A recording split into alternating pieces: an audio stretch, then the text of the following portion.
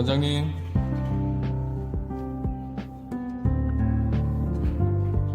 아유, 네, 반갑습니다. 예.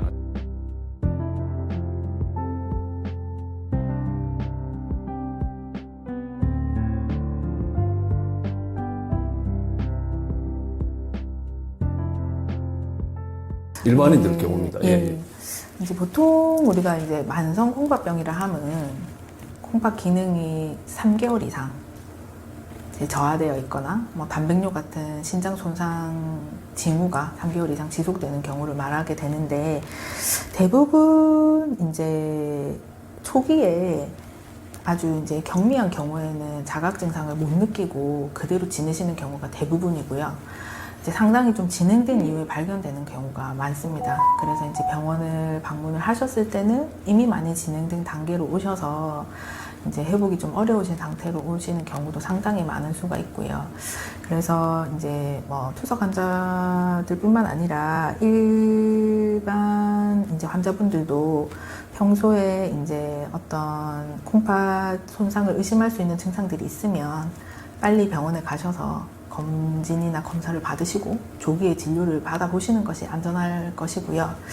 이제 그런 콩팥 이상 징후들을 한번 살펴보면, 이제 첫 번째로 밤에 자다가 일어나 소변을 보는 횟수가 유난히 많아진다든지, 그리고 소변을 볼 때 소변이 탁하고 거품이 많이 일어나는 소변이 있다든지, 짧은 시간 안에 급격하게 이제 혈압이 많이 상승되는 그런 양상을 보인다든지, 눈이나 눈 주위라든지 손발이 잘 붓는 증상이 있다든지, 그리고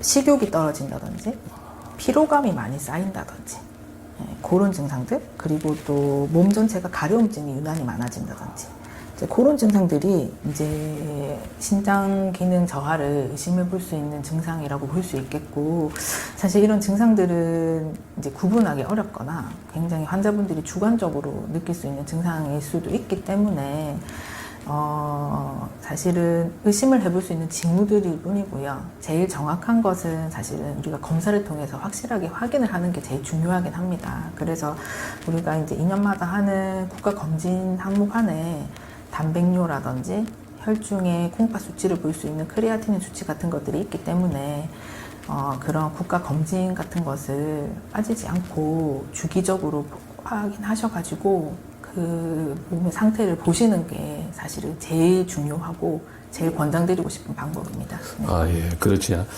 그 원장님, 근데 이 콩팥병이 이제 오는 게 이제 주로 선천적인 것도 있고 그렇습니까? 어떻게 어떤 합병증에 의해서 오는 건지.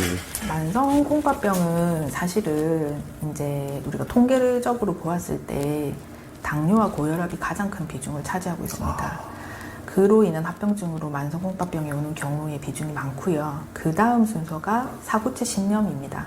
사구체 신염은 사실 이제 당뇨 혈압과는 다르게 몸의 어떤 면역 기전이라든지 내 몸 안의 어떤 면역 반응으로 인해서 심장의 염증성 반응으로 이제 질환이 생기는 건데요. 이제 이거는 이제 우리가 뭐 빈도가 아주 높거나 흔하게 접할 수 있는 질환은 아니지만 상당히 많은 부분에서 만성 콩팥병의 원인으로 이제 자리 잡고 있고, 가장 많은 것은 이제 당뇨와 고혈압이 비중을 차지하고 있기 때문에 우리가 이제 콩팥병을 예방한다든지 아니면 이제 콩팥병으로의 진행을 막는 어떤 그런 것 중에 하나가 가지고 있는 당뇨, 고혈압 같은 기저질환이 있으시다면 철저하게 관리하시는 게 가장 중요한 예방책이자 방법이 되지 않을까 싶습니다. 예. 네. 아, 그럼 유전도 있을 수가 있다는 말씀이시죠? 있죠. 질환에 따라서는 유전성으로 또 유전성 신장질환이 있다면 예. 그것 또한 원인이 될 수 있습니다. 예. 아, 예, 아이고, 잘 알았습니다. 고맙습니다.